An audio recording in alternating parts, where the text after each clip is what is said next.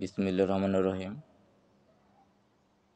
মোবাইলের minute MB নিয়ে একটা কথা বলছি যে অনেক সময় এই জিনিসটা শোনা যাচ্ছে কোনো কার্যকর ঠিক মতন হচ্ছে না।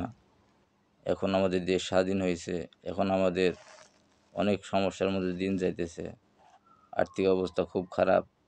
এখন একটু মাথা দিতে হবে এই বিষয়ে গেলানের যে আমি টাকা দিয়ে এমবি কিনলাম, মিনিট কিনলাম, এটার মেয়াদ বাঁধিয়ে দেওয়া হয়। 2 দিন 5 দিন গেলে মেয়াদ থাকলো, পরে ফুরিয়ে গেল।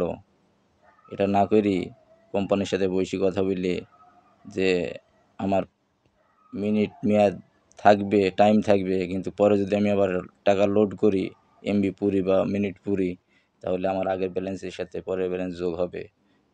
এটা করলে মনে হয় ভালো হয়। এভাবে যদি দেশের টাকা বাইরে চলে যায়, সিস্টেম করে যদি টাকা লুফে লুটি নেয়, তাহলে তো মনে করেন আমাদের বাংলাদেশে 18 কোটি লোক মোবাইল পুষছে, মনে করেন 17 কোটি লোক। এই দিয়ে কতগুলা টাকা অযথা অপচয় হচ্ছে। এটা তো ঠিক হচ্ছে না। মনে করেন এমবি কিনছে, মিনিট কিনছে, কাস্টমার কেয়ারে ফোন দিছে, ওই মিনিটে আর কথা বলতে পারছে না।